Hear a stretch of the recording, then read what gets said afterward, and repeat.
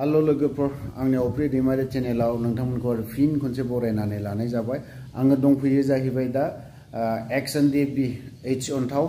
बिथांजों माखासे खोथा आं सावरायलायनो फैदों थ लोगोफोर नोंथांमोना नायलांबाय थ थांनाय बारावहाय रन्जन दैमारि सारनि जितु हियारिंमोन बेबो मोननैसो टेक्निकेलनि थाखाय जायासै दा बे मासावहाय आरोबाव 19 तारिखआव हियारिं दंबावो थ नोंथाङा बिनि बारै एसे बुंनानै होदो हियारिंआथ डिसेम्बरनि 6 तारिखनिफ्राय जानांगौमोन टेक्निकल प्रब्लेमखौथ टेक्निकल प्रब्लेम मा टेक्निकल प्रब्लेम बेखौ जों मिथिया बुंनायाथ बुंबाय थादों हियारिं जागोन माने हियारिंआथ ओरैनो जाया दाख्लै आं सानैसो मानसिखौबो लोगो मोनदोंमोन जायफ्रानाखि बे केसजोंनो सोमोन्दो गोनां जाया माने बेलाव गनाय अनसाय बिथांखौ लोगो मोनदोंमोन आङो बिनावबो सोंदों आङो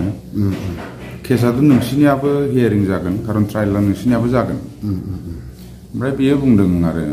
जे औ जोंनियाबो दंफायो होननानै बुंबाय बे हियारिं जानो गोनाङानोथ दा जाज ओमफ्राय माने एडभकेट बिथांमोननि टेक्निकल प्रब्लेमनि थाखायनो बे जायाखै होननानै बुंदों बेसेबां सैथो बेखौ जों मिथिया थांनाय डिसेम्बरनिफ्रायनो दिनैसिम एप्रिल जाबाय मास मोनब्रै जाबायनो मा टेक्निकल प्रब्लेम जानो हागौ बेयावनो जों मिथियो गोसो गैया गभर्नमेन्टआथ गावसोरनि गभर्नमेन्ट नालाय बिजेपि गभर्नमेन्ट गोसोबानो बखनो हायो गोसोबानो दोननोबो हायो गोसोबानो जाजखौबो बुंनो हायो जे बिनि हियारिंखौ पेन्डिं खालामनानै दोन फंसे बुंबानो जायो गोसोबानो जायो ओमफ्राय दा दिनैनि नैबे एप्रिलनि 19 तारिखआव हियारिं जाबावनो गोनां होननायाबो बेयो बेसेबां सैथो बेखौथ जोंथ दा मोनथिसवा नालाय बुंदोंसो जानांगौ आरो फासयबावनो हागौ बिदिनो फासयलांबाय थागोन गाबख्रावग्रा होस्रिख्रावग्रा रावबो गैला नालाय बुंनायाथ खालि जोंनिफ्रायल'सो बुङो जाया रन्जन दैमारिजोंहाय दिनैसिमबो दङ बिसोरसो रन्जन दैमारि रिलिज जानांगौ जेलनिफ्राय गनांगौ होननानै बुंबाय थानाय जायो जों जेनेबा जों ओमफ्रायलाय सोरथो दंबावो दिनै बर'फोरनि गेजेराव गोबां दल संगठनफोर दं माहारि आफादफोर दङ बिथांमोनाथ जेबोखौनो बुङा दाय जागोन खोमा बिदि साननोबो जानो हागौ बेखौथ जों बुंनो हाला किन्तु स्पेसियेलि गोदानैहाय दायो दाख्लै माने फर्मेशन जानाय बा एस्टाब्लिश जानाय गोदानै बर' नेशनेल स्टुडेन्ट इउनियन बिथांमोना बुंदों जे बिथाङाखौ दिनै साजा होदोंबाबो लाइफ इनप्रिजनमेन्ट होदोंबाबो बिथाङा लिगेल जिहेतु मोनसे एकर्ड जानानै थांबाय गावबो सासे व्यक्ति सिगनेटरि बेखायनो बिथाङाबो बाखिखिनिया जेरैबायदि दङ बिथाङाबो दिनै गथारनांगौ होननानै दाबि खालामदों डिमान्ड खालामदों बा खावलायदों आपिल खालामदों थ आरोबाव बेजों लोगोसे जोंनि जेसेबां ndfb केडारफोर दं बिथांमोननि केसा दिनैनि बे खुंथायाव थानाय सरकार बिथांमोना बुंबाय थादों 220 केसा उइथड्र जादों नामा उइथड्र जादोंब्ला दिनै मानो वारेन्ट फैगासिनो दङ बिनि बारै एसे फोरमायना होयोबा मोजां जागोन आं आरो जों दाबो सिंगेल पार्टिकुलार सासे मानसिया दिनैहाय केसा जोब्बाय होननानै जोंनावहाय नटिफिकेसन फैयाखै जोंबो मिथियाखै आरो जोंनो क्लियारिफिकेसनखौ होआखै सोर साबैसेनि केसा दिनै जोबदों जोबाखै इभेन माइसेल्फ आंनानो फैबाय थायो 12 बोसोर वारेन्ट एरेस्टआव थाग्रा होनला अनथावा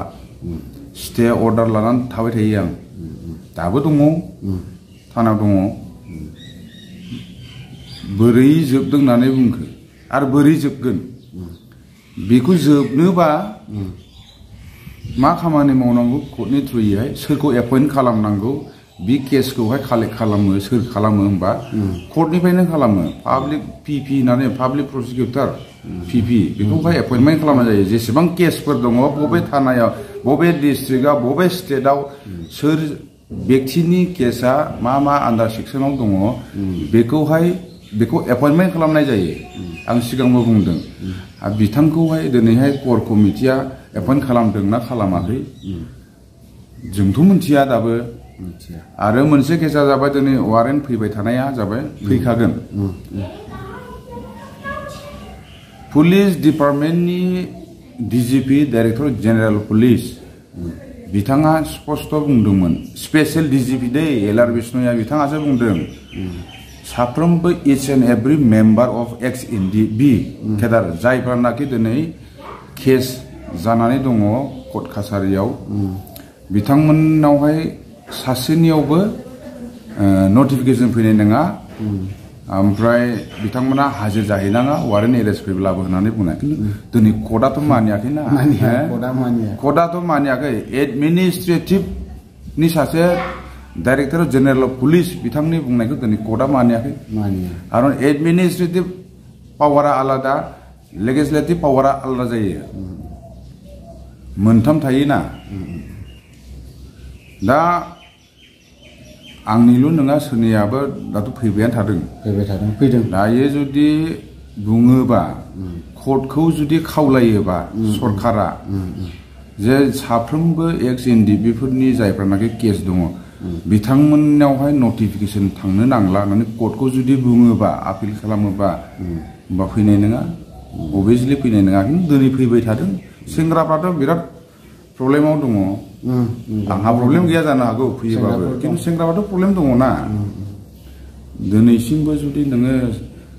माबायावहाय सनितपुर खुन धेमाजि बहाबा जरहाट गलाघाटआव बङाइ चिरां क'क्राझारनिफ्राय दिनै हाजिर जाहैनांगौब्ला खय हाजार थाखा थांगोन आरो सोरनिबा केसाथ' मोनब्रै मोनबा दङ मास मोननै मोनथामजोंनो नटिफिकेसन फैथायो कर्टआव हाजिर जानांगौ आंनाथ' डिस्ट्रिक्ट मोनबायाव दं खिन्थु आसामाव नङा दै आंना मेघालयआव जेन्टिया हिल्स रिबय डिस्ट्रिक्ट खासि हिल्स वेस्ट गार' हिल्स साउथ गार' हिल्स मोनबा डिस्ट्रिक्टआव दं